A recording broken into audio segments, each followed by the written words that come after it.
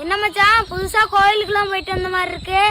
அது ஒண்ணும் இல்ல மச்சான், குடும்பத்துல பிரச்சனை, அதான் கோயிலுக்கு போய் பிரச்சனையை தீர்த்து வை, எங்களுக்கு பணத்தை கொடு அப்படின்னு கடவுள்கிட்ட வேண்டிட்டு இருந்தேன்.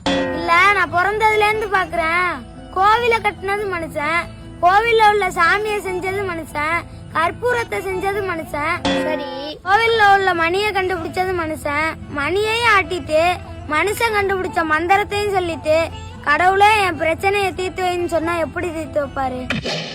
கடவுள் நமக்கு என்னதான் கொடுக்கல, வானத்தை கொடுத்தாரு, நீரை கொடுத்தாரு, நெருப்பை கொடுத்தாரு, இந்த இயற்கையை ரசிக்கிறதுக்கு கண்ணு கொடுத்தாரு, மூக்கு கொடுத்தாரு, காது கொடுத்தாரு, உழைச்சு சாப்பிட 2 கையை கொடுத்தாரு. ஏதாச்சும் ஒரு பிரச்சனைனா அதை சமாளிக்கிறதுக்கு மூளையை கொடுத்துருக்காரு. அதை யூஸ் பண்ணாம கடவுள்கிட்ட போய் என் பிரச்சனையை தீர்த்து வை, எனக்கு பணத்தை கொடுன்னா கடவுள் என்ன பேங்கா வச்சு நடத்துறாரு? இல்ல, நான் தெரியாம தான் கேக்குறேன். 24 மணி நேரமும் கடவுளே நினைச்சுக்கிட்டு இருக்கிய, உனக்கு ஏதாவது முடியலைன்னா கடவுளா வந்து ஆஸ்பத்திரி கூட்டிட்டு போறாரு? இல்ல, நான் தான் எந்திரிச்சு போகணும். கோவிலுங்கிறது நிம்மதியை தேடி போற இடம், பணத்தையும் பிரச்சனையும் கேக்குற இடம் இல்ல. சரி மச்சான். மச்சான், உன்னை நல்லா தெரிஞ்சுக்கோ, கடவுள் பணத்தையும் பிரச்சனையும் சரி பண்ண மாட்டாரு, அதுக்குண்டான வழியை தான் காட்டுவாரு, அதை நீ தான் தேடிக்கணும், புரியுதா?